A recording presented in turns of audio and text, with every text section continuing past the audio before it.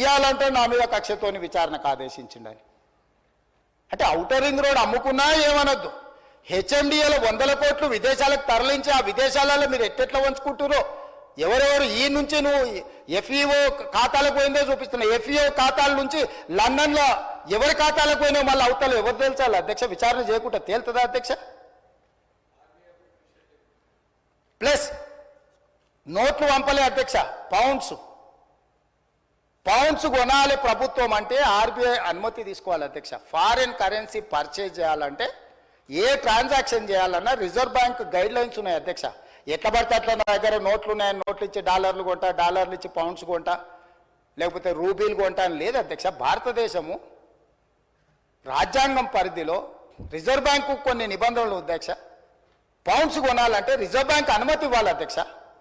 HMDA ఖాతాలో ఉండాల్సిన పైసల్ని సీదా